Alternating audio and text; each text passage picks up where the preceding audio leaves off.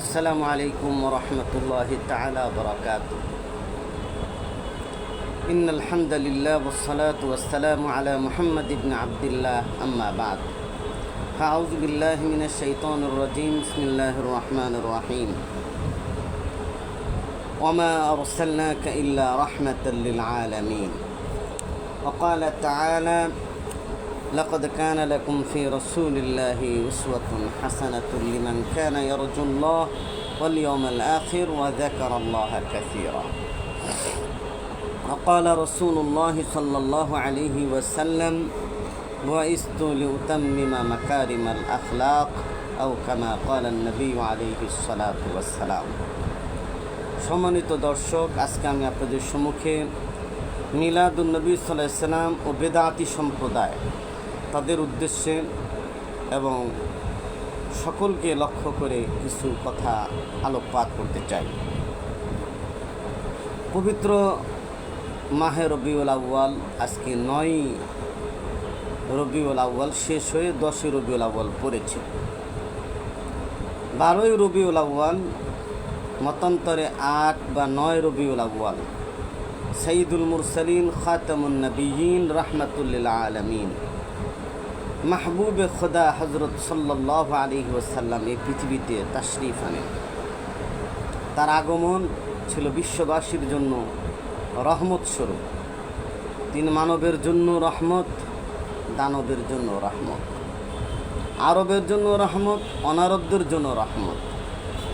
এক কথায় কুল কায়নাত তথা সমগ্র সৃষ্টিকুলের জন্য তিনি ছিলেন রহমত।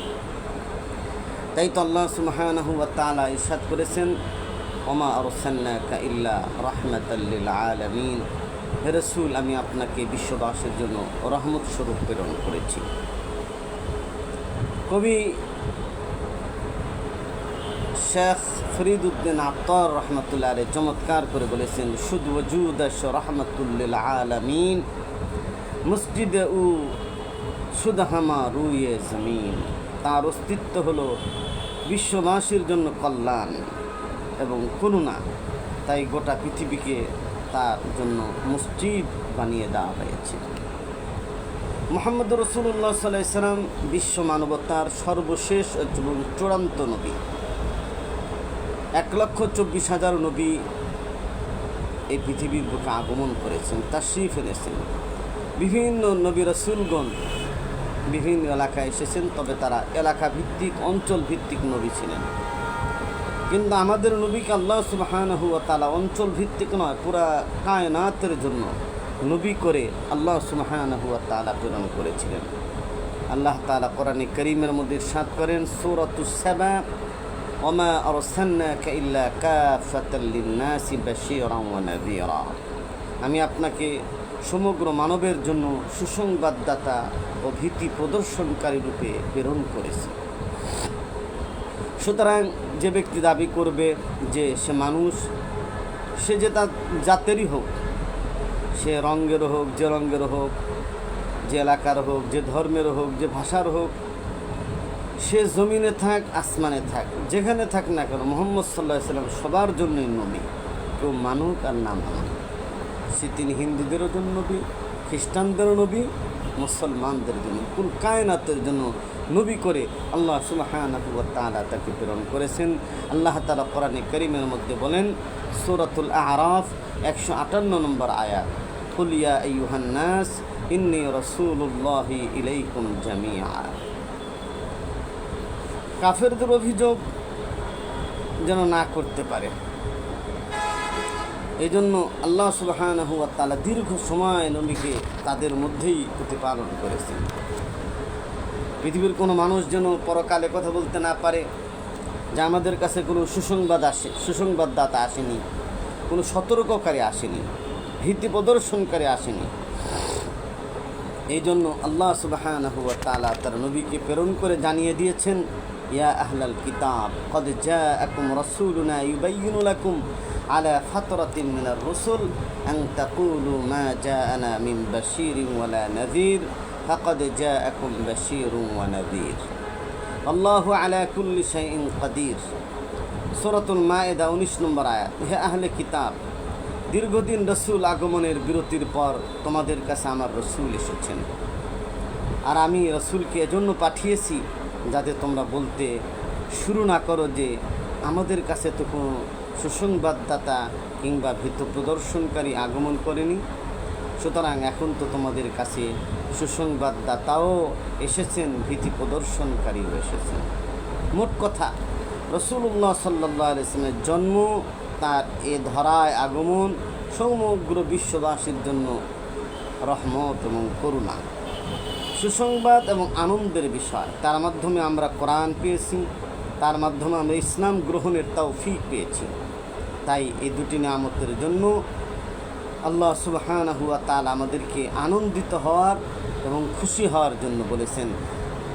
আল্লাহ সুবহানাহু ওয়া তাআলা বলেন, কুল বিফাদলিল্লাহ ওয়া বিরহমাতিহি ফাবিযালিকা ফালিয়াফরাহু হুয়া খায়রুম মিম্মা ইয়াজমাউন। সূরা ইউনূস ৫৮ নম্বর আয়াত। আল্লাহ তাআলা বলেন, হে মুহাম্মদ সাল্লাল্লাহু আলাইহি ওয়াসাল্লাম, আপনি বলে দিন তারা যেন শুধু আল্লাহর অনুগ্রহ ও দয়ার উপর আনন্দিত হয়, কারণ তার দুনিয়া ও দুনিয়ার সব কিছুর চেয়ে উত্তম। এই জন্য এই কোরআন এবং ইসলাম, এই কোরআন নিয়ে আনন্দ করার জন্য বলা হয়েছে। আজকে আমরা ভালো রেজাল্ট করলে, ভালো আমাদের কোনো কিছু অর্জিত হলে আমরা আনন্দ করি, গুণ উল্লাস করি, কিন্তু কোরআনের হাফেজ হওয়ার কারণে, আলেমে দ্বীন হওয়ার কারণে খুব কম লোকই আছে তারা আনন্দ করে থাকে। যারা করে থাকে আলহামদুলিল্লাহ, তারা তো অনেক সৌভাগ্যবান, তারা তো নেককার পরহেজগার মানুষ। মোহতারাম হাজিরিন, এখন প্রশ্ন হচ্ছে এই আনন্দ দ্বারা কি উদ্দেশ্য? আমি তো বললাম এই আনন্দ সর্বপ্রথম তো আল্লাহ সুবহানাহু ওয়া তাআলা আমাদেরকে বলেছেন এই আনন্দ, অর্থাৎ এটা রসুল সাল্লাল্লাহু আলাইহি ওয়াসাল্লাম যে দিন নিয়ে এসেছেন, কোরআন নিয়ে এসেছেন সেটা, এবং এটা ইসলামও বোঝানো হয়েছে, ইসলামকেও বোঝানো হয়েছে। এই জন্য এটাকে কেন্দ্র করে যে এই আয়াত থেকে প্রমাণিত হয় রসুলকে নিয়ে তোমরা খুশি করো, আনন্দ করো, এটা সঠিক নয়। কিয়ামত পর্যন্ত আগমনকারী উম্মতের কেউ এক দৃষ্টান্ত স্থাপন করতে পারবে না একজন স্বল্পখ্যাত সাহাবীর নবীর প্রতি ভালোবাসা এক পাল্লায় যদি রাখা হয়, আর সমগ্র উম্মতের ভালোবাসা যদি এক পাল্লায় রাখা হয়, তাহলে সাহাবীদের পাল্লাই ভারী হবে ইনশাআল্লাহ। নবীর প্রতি জীবন উৎসর্গকারী এমন লাখো সাহাবায়ে কেরাম তাদের জীবনে একটিবারের মতো মিলাদুন নবী তথা নবী জন্ম দিবস পালন করেননি, নবী দিবস পালন করেননি। তবে তাবিঈনদের যুগে কেউ মিলাদুন নবী উৎসব করেননি, জশ্নে জুলুস বের করেননি। তাহলে কি সাহাবী তাবিঈনদের চেয়ে আমাদের নবী প্রেম বেশি হয়ে গেল? আমরা কি বেশি আশিক রসুল হয়ে গেলাম? অথচ সাহাবা তবে তাবিঈনদের যুগকে ইসলামের স্বর্ণযুগ বলা হয়। আল্লাহ রসুল বলেছেন, খায়রু উম্মতি করনি সুম্মাল্লাযীনা ইয়ালুনাহুম সুম্মাল্লাযীনা ইয়ালুনাহুম। আস-সুনানুল কুবরা লিল বাইহাকি। এই হাদিস সেই বাইহাকি শরীফে আছে যে আমার এই বর্তমান সময়কার উম্মতগণই সর্বশ্রেষ্ঠ উম্মত, তারপর তার পরবর্তী জামানার উম্মতগণ শ্রেষ্ঠ, তারপর তাদের পরবর্তীকালের উম্মতগণ শ্রেষ্ঠ। এই শ্রেষ্ঠ তিন জামানা শ্রেষ্ঠ উম্মতগণের কেউ মিলাদুন নবী অনুষ্ঠান প্রবর্তন করলেন না। ইমাম আবু হানিফা মিলাদুন নবী উদযাপন করেননি, ইমাম মালিক রহমতুল্লাহ আলাইহি মিলাদুন নবী উদযাপন করেননি, ইমাম আহমদ ইবনে হাম্বলও নয়। চারো মাযহাবের কেউ মিলাদুন নবী উদযাপন করলেন না এবং এটাকে সওয়াব মনে করলেন না, কোনো কিতাবও লিপিবদ্ধ করলেন না। ইমাম বুখারী, ইমাম মুসলিম, ইমাম তিরমিজি, ইমাম আবু দাউদ, ইমাম নাসাই, ইমাম ইবনে মাজাহ, এসব মহামনীষীগণ তাদের জীবনে কোনো দিন মিলাদুন নবী উদযাপন করেননি, কিয়ামও করেননি। এমনকি তাদের পরবর্তীতে 600 বছর পর্যন্ত দুনিয়ার কোথাও এর অস্তিত্ব ছিল না। তাহলে বোঝা যায় নবীর জন্মে, তার শুভাগমনে আনন্দিত হওয়ার দ্বারা উদ্দেশ্য জশ্নে জুলুসের বর্ণাঢ্য র্যালি বের করে শহর প্রদক্ষিণ করা হাজার হাজার ছাগল গরু জবাই করে নারী পুরুষ মিশে মিলাদ কিয়াম করে সিন্নি বিতরণের মাধ্যমে আবার বিচ্ছিন্ন হওয়া নয়।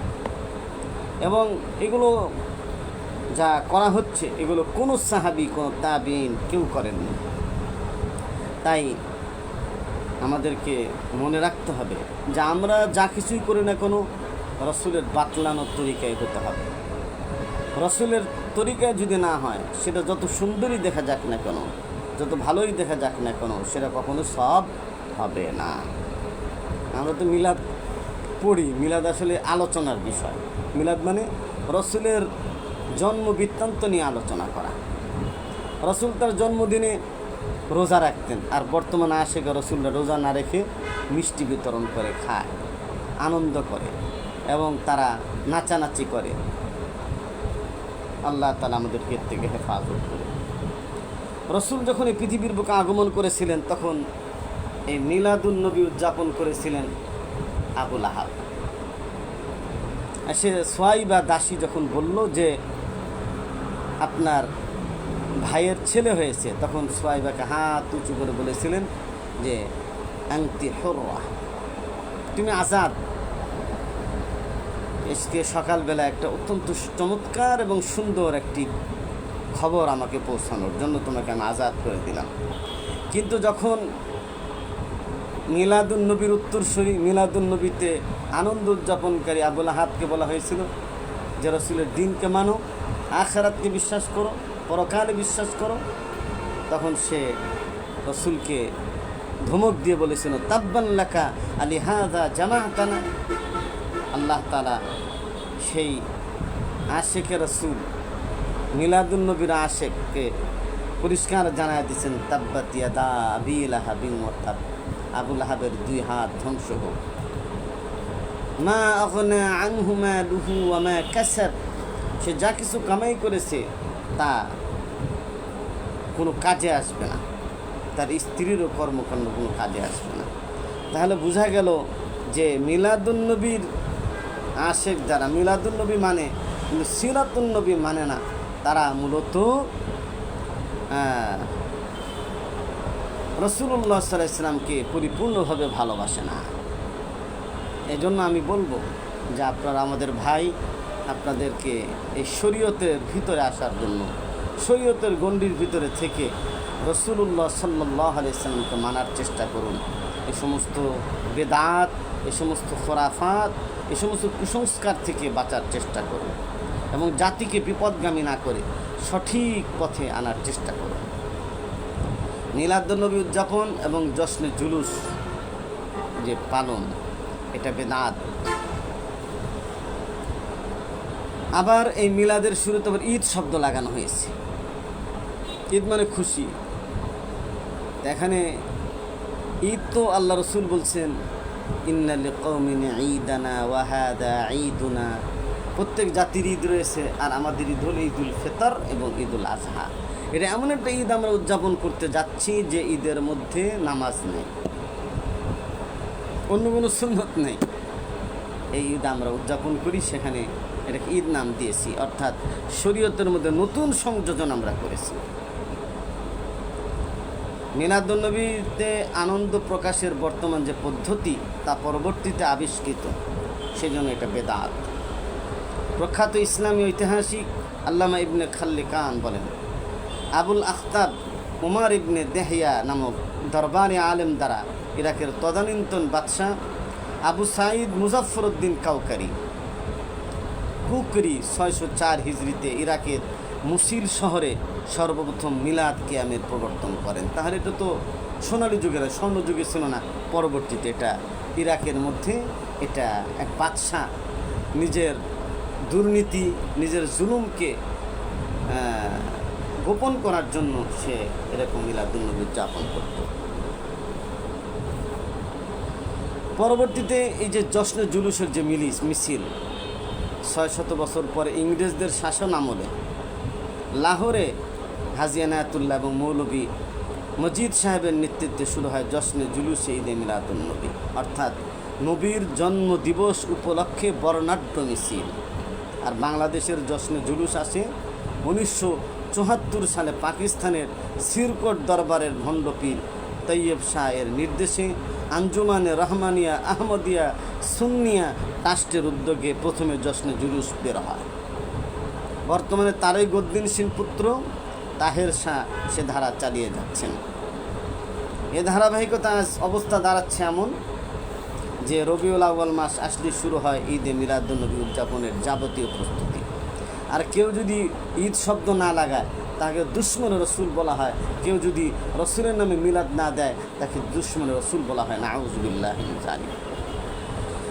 ঘরে ঘরে দোকানে দোকানে এই ঈদে মিলাদুন্নবী উদযাপনের জন্য তারা চাঁদা কালেকশন করছে এবং মসজিদ সমূহে অতিরিক্ত আলোকসজ্জা করা হচ্ছে, সড়ক সমূহে রং বেরঙের পতাকা শোভা পাচ্ছে, রাস্তার মোড়ে মোড়ে তোরণ নির্মাণ করা হয়, কোথাও কোথাও কাবা শরীফের প্রতিকৃতি স্থাপন করে তার চতুর্পাশে তওয়াফ করা হয়, নাউযুবিল্লাহ।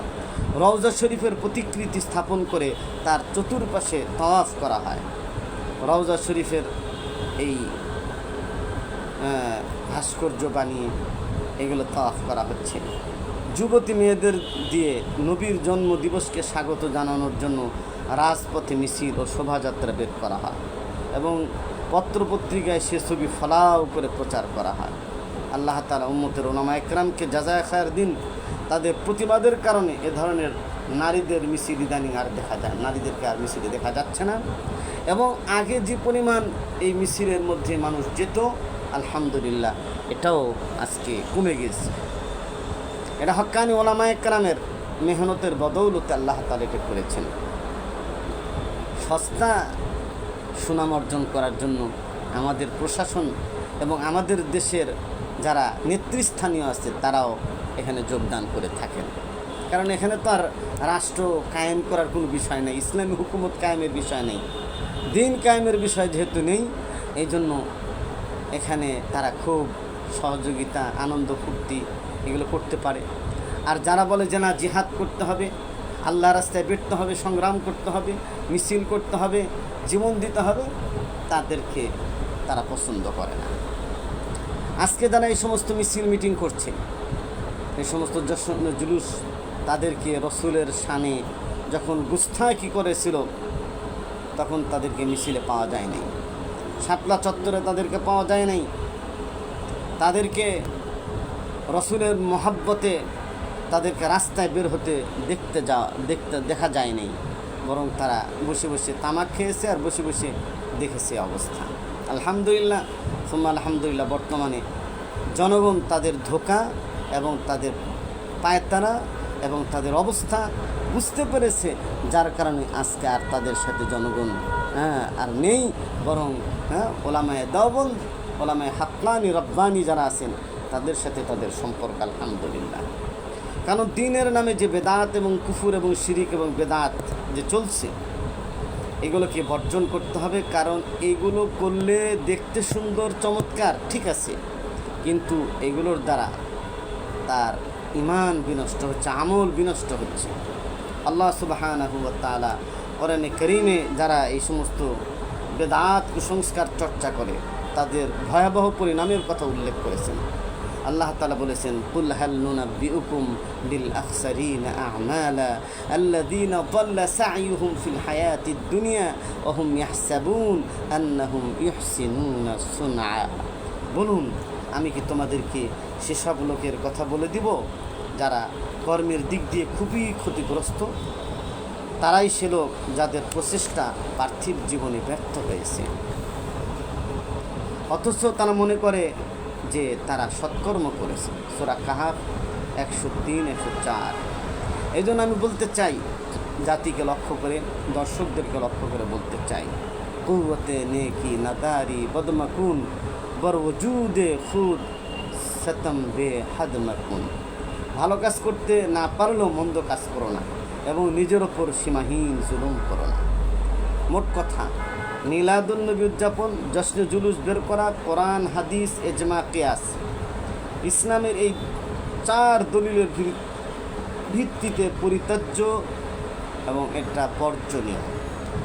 এখনই যদি এর গতিরোধ না করা হয়, যদি এটা সামাজিকভাবে বর্জন না করা হয়, তাহলে অদূর ভবিষ্যতে এই জাতি এক বিরাট বাড়াবাড়ি এবং গোমরাহির অতল গহ্বরে নিমজ্জিত হবে, যেমনটি হচ্ছে খ্রিস্টানদের বেলায়। আজকের মিলাদুন্নবী উদযাপন মূলত খ্রিস্টানদের বড়দিন উদযাপনের অনুকরণ বই কিছুই নয়। হযরত ঈসা আলাইহিস সালামের ইন্তেকালে 300 বছর পর্যন্ত কোনো ধরনের মিলাদুন্নবী মিছিল এগুলো বের হয়নি, কোনো আলোচনা সভা হচ্ছিল না। এরপরে এসে তারা ঈসা আলাইহিস সালামের বলল যে আমরা এই দিনে তার জীবনী আলোচনা করি। তার কয়েক বছর এভাবে খুব ঈসা আলাইহিস সালামের জীবন চরিত্র নিয়ে আলোচনা হলো। এরপরে বলল যে খালি জীবন চরিত্র থাকলে তো হয় না, এর মধ্যে আপনার খাওয়া দাওয়া থাকলে আরও ভালো হয়। এরপরে দেখা গেলো খাওয়া দাওয়ার ব্যবস্থা, তো খাওয়া দাওয়া থাকলে তো ঠিক আছে, তো এখানে যদি খাওয়া দাওয়ার পাশাপাশি নাচ গানের ব্যবস্থা করে তাহলে আরও এটা জমবে ভালো। তো খ্রিস্টান আবার এটাকে জমানোর জন্য নাচ গানের ব্যবস্থা করলো। ওই যে খাওয়া দাওয়া আর নাচ গান এগুলো করে তো বেশি একটা জমে না, আরও যদি জমাতে হয় তাহলে আমাদেরকে শরাব খাওয়া, মদ পান করার ব্যবস্থা রাখতে হবে। দেখা যায় 25শে ডিসেম্বর বড়দিন উপলক্ষে খ্রিস্টানরা এই দিনে যে পরিমাণ মদ পান করে থাকে সারা বছরেও এই পরিমাণ মদ তারা পান করে না। তাহলে আজকে আমরাও এদের সাথে মিল করে চলার চেষ্টা করছি, অথচ আল্লাহ রাসূল বলছেন খালিফুল ইয়াহুদ আর নাসারা, যে তোমরা ইহুদি এবং নাসারাদের বিরোধিতা করো। আর আমরা আজকে তালে তালে একেবারে পুঙ্খানুপুঙ্খভাবে তাদের অনুসরণ করার চেষ্টা করছি। আল্লাহ তাআলা আমাদেরকে হেফাজত। ইসলাম তো পরিপূর্ণ জীবন ব্যবস্থা। ইসলাম আজ থেকে 1400 বছর পূর্বেই পরিপূর্ণ হয়ে গেছে। ইসলাম কামেল নিজামে হায়া, কিন্তু আজকে ইসলামের মধ্যে এগুলো সংযোজন করা হয়েছে। রাসূলুল্লাহ সাল্লাল্লাহু আলাইহি ওয়াসাল্লাম ইন্তেকালের আগে সাহাবীদের কাছ থেকে প্রতিশ্রুতি নিয়েছিলেন, আলা হাল বাল্লাগতা, আমি কি তোমাদের কাছে এই দ্বীনের আমানত পৌঁছাতে পেরেছি কিনা? তখন সাহাবা একরাম বলছেন, বালা ইয়া রাসূলুল্লাহ, আপনি পৌঁছেছেন, নিশ্চিতভাবে আল্লাহর আমানত পৌঁছেছেন। তারপরে আল্লাহ রসুল সাল্লাল্লাহু আলাইহি ওয়াসাল্লাম আসমানের দিকে তাকালেন, তাকায় বলে আল্লাহুম্মা শাহাদ, আল্লাহুম্মা শাহাদ, আল্লাহুম্মা শাহাদ, হে আল্লাহ তুমি সাক্ষী থাকো, হে আল্লাহ তুমি সাক্ষী থাকো, হে আল্লাহ তুমি সাক্ষী থাকো যে আমি আপনার দ্বীনকে তাদের কাছে পরিপূর্ণভাবে পৌঁছিয়েছি। যদি পরিপূর্ণ পৌঁছায়, আজকে যারা নতুন করে দ্বীন বানানোর চেষ্টা করতেছে, নতুন করে খোরাফাত, তারা একটা জিনিস সাধারণ মানুষকে বোঝায় যে কারেন্ট, গ্যাস বিল, তারপরে এই সমস্ত এসি, গাড়ি, বিমান, এগুলো তো রাসূলের যুগে কিন্তু পরে বানানো হয়েছে, এগুলো কি বেদাত বলা হবে? এটা তো কেউ গাড়িতে চড়াকে সওয়াবের কাজ মনে করে না, ফ্যানে থাকে কেউ সওয়াবের কাজ মনে করে না, এই সমস্ত আধুনিক উন্নতি এটাকে কেউ সওয়াবের কাজ মনে করে না, কিন্তু তারা মনে করে মিছিলে গেলে সওয়াব হবে, এখানে মিলাদ শরীফ করলে টাকা খরচ করলে সওয়াব হবে, এখানে এই করলে এটা সওয়াব হবে, এই পরিমাণ পোলাও বিরিয়ানি খাওয়ালে সওয়াব হবে, এই পরিমাণ জিলাপি খাওয়ালে সওয়াব হবে, এই পরিমাণ মিষ্টান্ন খাওয়ালে সওয়াব হবে। এখানে তো দেখা যাচ্ছে যে এই জায়গাটা তারা ইবাদত মনে করতেছে, ইবাদত মনে করে করার কারণে সওয়াব তো হবেই না, উল্টা গুনাহ হচ্ছে। সাহাবায়ে কেরামের রাসূলের যে ভালোবাসা আর ইশক এবং মহব্বত ছিল, তার সামান্য তো আমাদের মধ্যে আজকে দেখা যায় না। রাসূলুল্লাহ সাল্লাল্লাহু আলাইহি ওয়াসাল্লাম এক সাহাবী ছিলেন, যে তার নাম হচ্ছে যায়েদ ইবনে আবদ রাব্বিহি রাদিয়াল্লাহু তাআলা আনহু। তার চোখ অন্ধ হয়ে গেছে।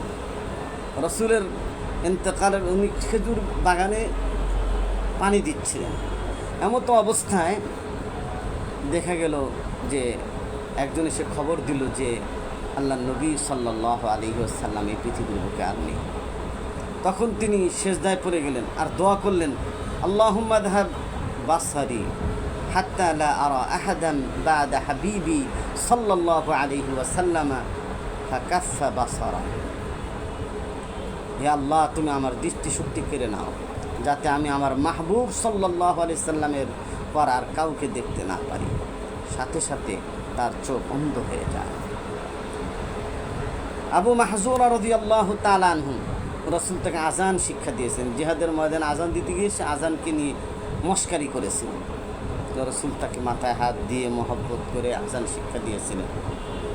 রসুলের মহাব্বতে যতদিন রসুলের হাত লাগানো সেই চুলটাকে তিনি কাটেন নেই, যে কিয়ামতের ময়দানে আল্লাহর কাছে গিয়ে বলে, আল্লাহ তোমার দরবারে তো কিছু নিয়ে আসতে পারিনি, তোমার দরবারে আমি মুহাম্মদ সাল্লাল্লাহু আলাইহি ইসলামের মোবারক হাতের চুলের স্পর্শ নিয়ে হাজির হয়েছে, আমাকে মাফ করে দাও। হযরত আমির মুআবিয়া রাদিয়াল্লাহু তাআলা আনহু কাতেব ওহী, তিনি বলেছিলেন রসুলের যে সমস্ত নখ কাটা হয়েছে, চুল কাটা হয়েছে, এগুলোকে জমা করে রাখছিলেন। আর বলছিলেন ছেলেদেরকে যে আমি এরকম মরে যাওয়ার পরে এটাকে পিষে সুরমার মতো আমার চোখে লাগায় দিবে, আমি যেন বলতে পারি যে কিছুই তো নিয়ে আসতে পারি না, আমল তো তেমন কিছু নেই, কিন্তু রসুলের মহাব্বতের সেই জিনিসগুলো আমি আমার চোখে লাগায় আসছি, আল্লাহ যেন আমাকে মাফ করবেন।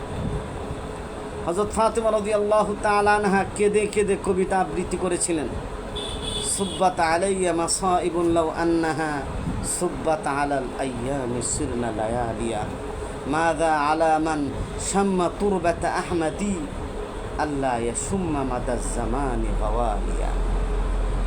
আমার উপর এমন মুসিবত এসে পড়েছে, যদি এ মুসিবত দিনের উপর আসতো তাহলে দিন রাতে পরিণত হয়ে যেত।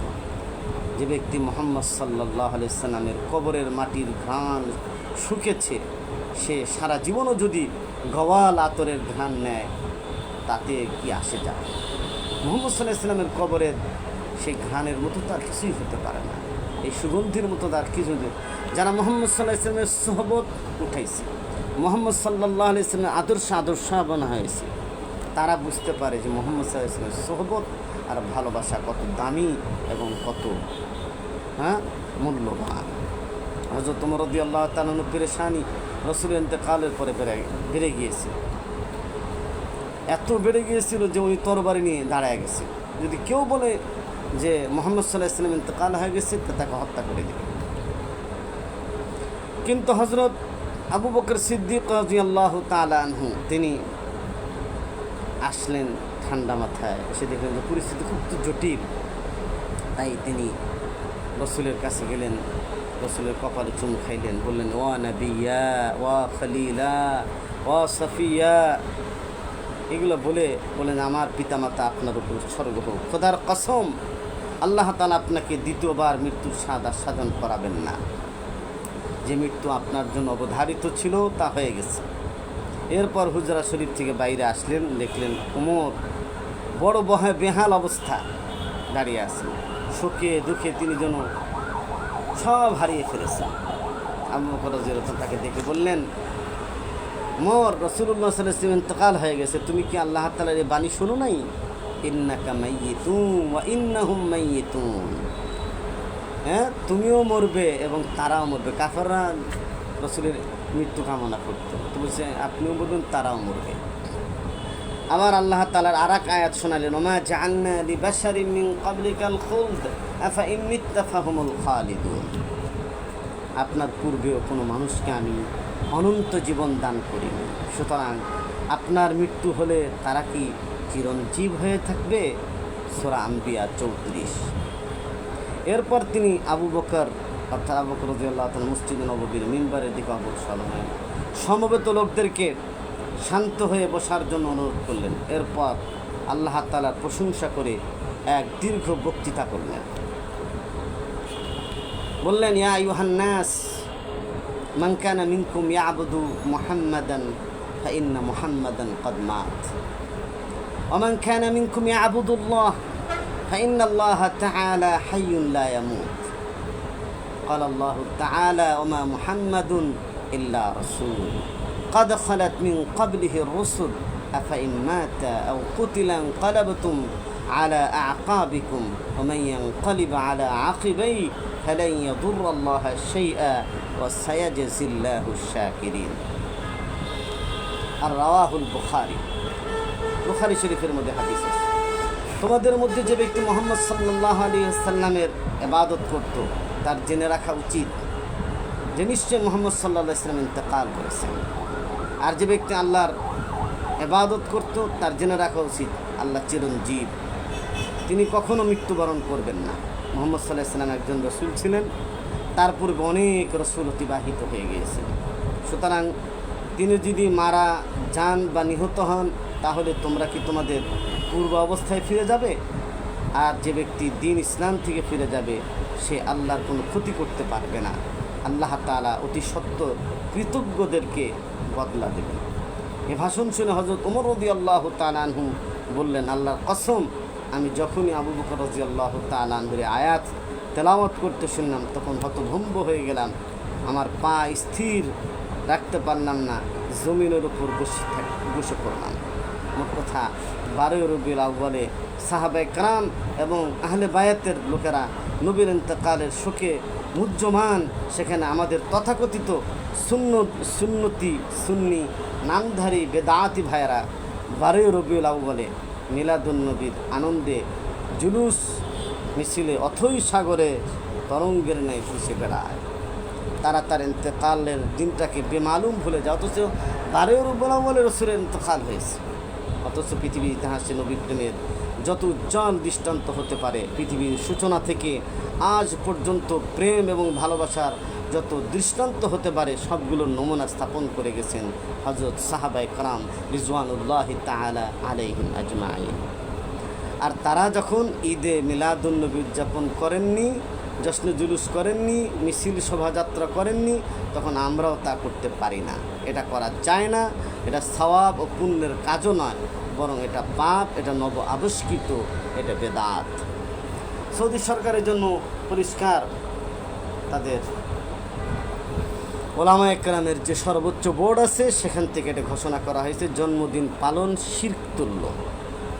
বিগত 2002 ঈসাই 23শে মে 9 রবিউল আউয়াল সৌদি আরবের সর্বোচ্চ ধর্মীয় কর্তৃপক্ষ হযরত মুহাম্মদ সাল্লাল্লাহু আলাইহি সাল্লামের জন্মদিনকে ঈদে মিলাদুন্নবী হিসাবে উদযাপনকে শিরকের সমতুল্য বলে আখ্যায়িত করেছেন। সৌদি মুফতি শেখ আব্দুল আজিজ আল শেখ মুসলমান সম্প্রদায়ের প্রতি এ দিনটিকে বিশেষভাবে উদযাপন না করার আহ্বান জানান এবং বর্তমানে সৌদি আরবে রবিউল আউয়াল মাস এলেই শহরের বড় বড় স্থানসমূহে ব্যানার লিখে টানানো হয় 12 রবিউল আউয়াল ঈদে মিলাদুন্নবী উদযাপন শিরক ও হারাম, এর থেকে বিরত থাকুন। তাহলে আমরা ওলামায়ে কেরামের ফতোয়া জানলাম। আজকে ঢাকায় সুফি নাম দিছে, আসলে সুফি তো না, ভিজা সুফি। আরামবাগে দেওয়ানবাগের দরবারে বিশ্ব সুফি সম্মেলন হয়। এতে নামধারী সুফিরা আসে, কেউ হিন্দু, কেউ খ্রিস্টান, কেউ বৌদ্ধ, আবার কেউ ইহুদি। সুফি নাউজুবিল্লাহ, দেখলে বোঝা যায় এটা সুফিবাদ। এটা ধর্ম বর্ণ নির্বিশেষে একটা সর্বধর্মীয় মতবাদ, এর সাথে ইসলামের কোনো সম্পর্ক নেই। এমনিভাবে একদিন মিলাদুন্নবীর অনুষ্ঠানে জশ্নে জুলুসও পরিচালিত হবে খ্রিস্টানদের দ্বারা, নেতৃত্ব দেবে তারাই মুসলমানদের ইসলাম শেখাবে ইসলামের শত্রুরা, নাউজুবিল্লাহি মিন যালিক। সুতরাং মুসলিম খ্রিস্টান মিলে মিলাদুন্নবী উদযাপন এটা তো হতেই পারে না। এবং এই শিরোনামে আমরা পত্রিকায় দেখেছি যে ধর্মচিন্তা পাতায় দৈনিক ইত্তেফাকের 8 নম্বর কলামে 2020 সাল মার্চ 9 শুক্রবার একটি ছাপা হয়েছে। সেখানে বলেছে আফ্রিকা মহাদেশের দক্ষিণে অবস্থিত মালাউতে হযরত মুহাম্মদ সাল্লাল্লাহু আলাইহি ওয়াসাল্লামের জন্মদিবস মুসলিম ও খ্রিস্টান সম্প্রদায় একসাথে পালন করেছে, নাউজুবিল্লাহ। এ উপলক্ষে যে শোভাযাত্রা বের হয় তাতে স্থানীয় খ্রিস্টান সম্প্রদায়ের লোকেরাও সামিল হন। এমনকি বিভিন্ন চার্চেও এই দিনে হুজুর সাল্লাল্লাহু আলাইহি ওয়াসাল্লামকে নিয়ে আলোচনা হয়। ঢোল পিটিয়ে মিলাদুন্নবী উদযাপন।